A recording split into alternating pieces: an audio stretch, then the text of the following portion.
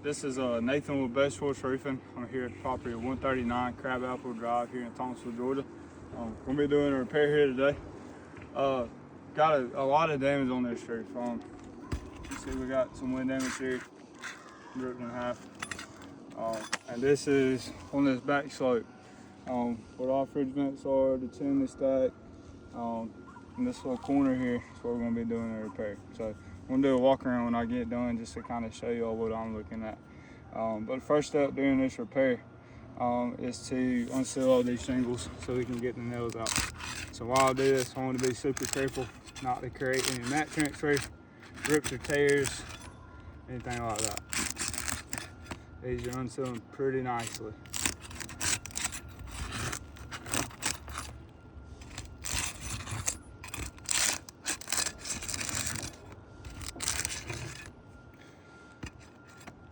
All right. So the floor got 3-tab shingle, so I'm going to unseal the 4 above it and the 3 above that. So now I'm going to start pulling these nails out. While I do this, I want to try to be careful not to let any of these nails pull through the shingle. On this bottom nail line is not really a problem because we're taking this shingle out. Like that. So that's not a problem on this bottom row of nails here. Just again, we're going to take this shingle out and put a new one back in.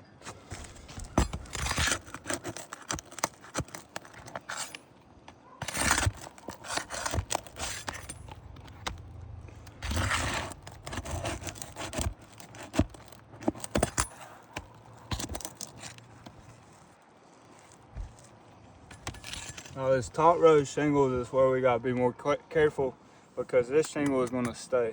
So if I rip the shingle through the nail, or the nail rips through the shingle on this nail line, that's a problem because now the integrity of these shingles are affected. If we have any moisture get up underneath these shingles, they have a pretty big hole to get water inside of. So gotta be super careful. And already you can start to see that these nails are starting to rip through the shingles.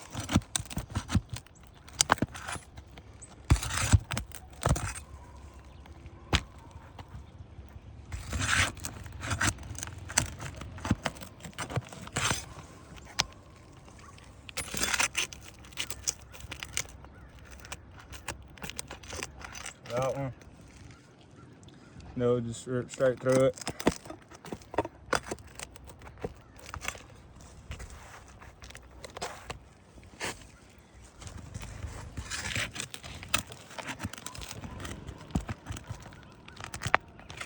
This one you start to see it's ripped through.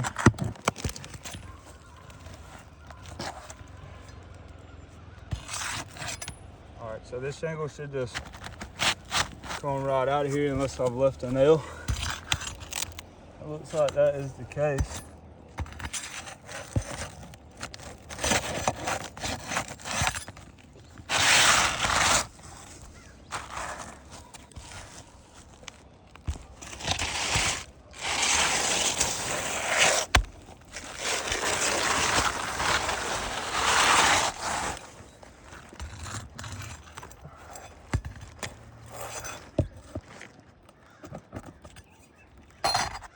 Nail was a little high up in there, couldn't really see it. All right, so the shingle's out. And slide this one back in. This is just a temporary shingle. This is a really old green 3-tab. From my experience, any old green 3-tabs, especially between 15 and 20 years old, most of them are discontinued. So we're going to leave this shingle out the property so y'all can come pick it up. All these for me. So I got my roof snake here. This is designed to be able to nail these shingles back in without having to lift these shingles up high to get a flush nail head with a hammer. You only have to lift them, not even to a 45 a lot of times.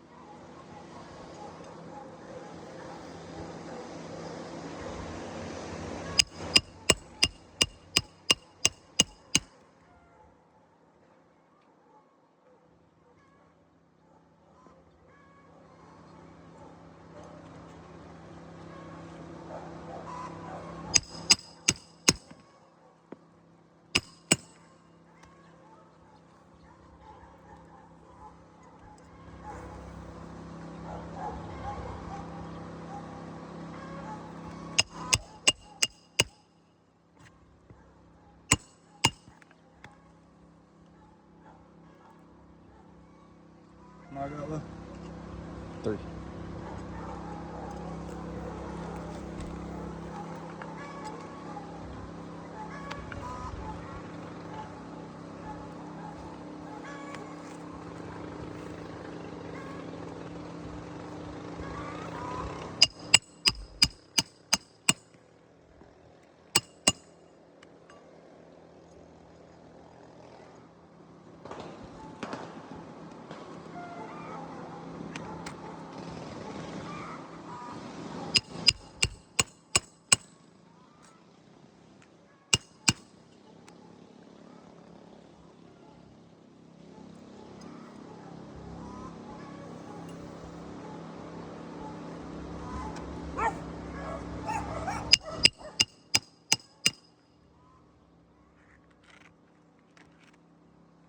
So sometimes with this roof snake, it's really hard to see if that nail is going in the right way.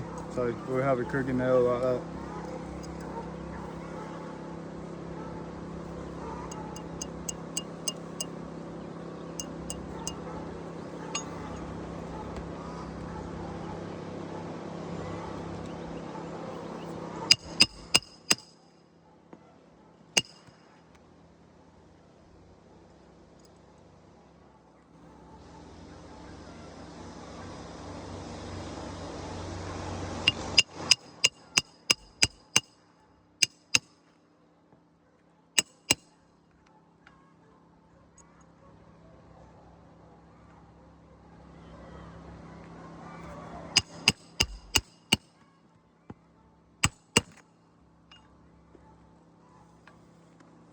All right, so during this repair,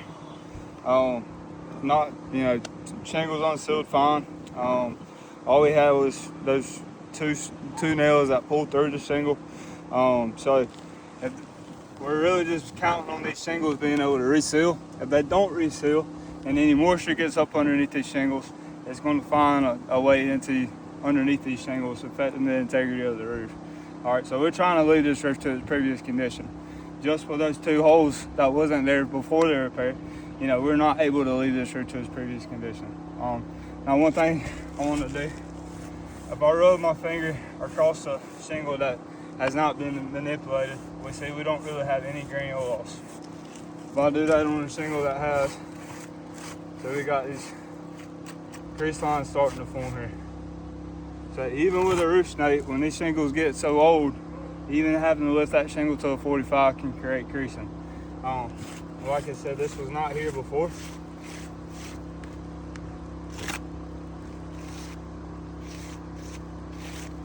I think the top is pretty good. So just 2 shingles that are creased, along with the nail pull throughs, is going to make this repair fail.